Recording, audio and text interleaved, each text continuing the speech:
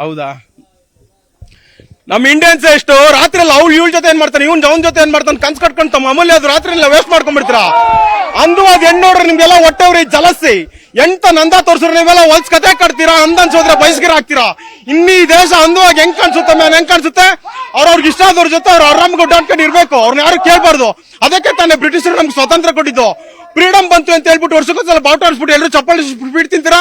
ಈ ದೇಶದಲ್ಲಿ ಒಂದೇ ಒಂದು ಹುಡುಗಿ ಅವ್ಳು ಇಷ್ಟ ಆಗುತ್ತೆ ಡ್ರೆಸ್ ಹಾಕಿ ಓಡಾಡಕ್ ಬಿಡಿದ ಮ್ಯಾನ್ ನೀವು ಬಿಡಿದಿರಾ? ಈ ದೇಶದಲ್ಲಿ ಒಂದೇ ಒಂದು ಹುಡುಗಿ ಪಬ್ಲಿಕ್ ಅಲ್ಲಿ 2 ಅವರ್ ಮಾತಾಡಕ್ ಬಿಡಿದ್ರ ಮ್ಯಾನ್ ನೀವು ಬಿಡಿದಿಲ್ಲ? ಈ ದೇಶದಲ್ಲಿ ಒಂದೇ ಒಂದು ಹುಡುಗಿ ಒಬ್ರನ್ನೊಬ್ರು ಅರ್ಥ ಮಾಡ್ಕೊಂಡು ಮದುವೆ ಆಗಿ ಬಿಡಿದ ಮ್ಯಾನ್ ನೀವು ಬಿಡಿದಿರಾ? ಮನೇಲಿ ಅಪ್ಪ ಅಮ್ಮ ತೋರಿಸೋದು ಹುಡುಗಿ ಮದುವೆ ಆಗ್ಬೇಕು, ಇದು ನಮ್ಮ ಸಂಪ್ರದಾಯ.